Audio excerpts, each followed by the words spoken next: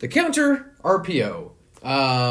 This is a little bubble action here against one of the worst run defenses in the conference, but nonetheless, it resulted as Kentucky's best play, certainly on the ground and arguably in their entire arsenal in meaningful minutes here. So even for a run play, very impressive, folks. Over 8 yards per carry with a 68% success rate. So we're talking about a money look here. So obviously, you know, considering that basically a third of their script was an inside zone read, it's only natural to have a counter off of that, right? So Kentucky primarily featured the traditional counter. So traditional counter usually pulls, or you can even say counter tray. Your tight end or offset, you know, fullback and your backside guard are going to act as your trapper or edge setter and your wrapper or lead blocker through the hole. Forgive my terrible handwriting.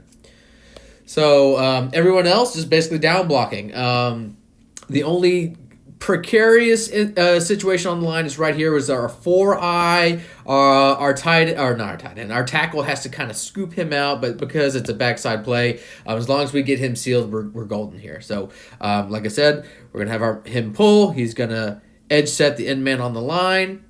We're gonna have our down block from our tight end, down block from our tackle, down block combo from our guard, hopefully to get one of these guys to potentially bend back on a backer, but that's not necessarily important. The first, you know, obviously on especially gap plays, you got to make sure you win at the point of attack first. So again, Drake Jackson's going to cover our ass to enable our guard to pull to make sure no one rushes that B gap that he vacates, and to lead through the hole here that we created is our tight end going up to that backer. So we have our numbers in the box. It's just, can Ole Miss's safeties win, or can Kentucky's back win in space? Because at the top of the screen, obviously, as you can count, 2 versus 2, it's a wash. So here we go.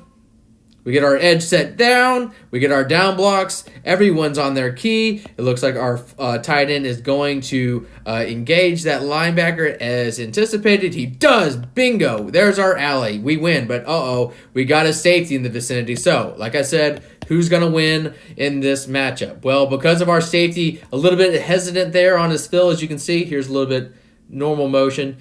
Little shuffling there, right? So that little shuffle, as opposed to just being determined and hitting that hole, allows UK's back to do a little bit of delay, get the edge, and race down inside the 5-yard line. So again, because of the hard set action that they usually did with tight ends, even double tight end sets with this counter stuff, it was really nice to pull backside, of course, considering how much Kentucky went unbalanced. So that really helped them win with numbers in space to the field and into the boundary based on certain formations they used. And at the end of the day, like I said, it averaged over 8 yards per carry and saw over two-thirds of them end in success.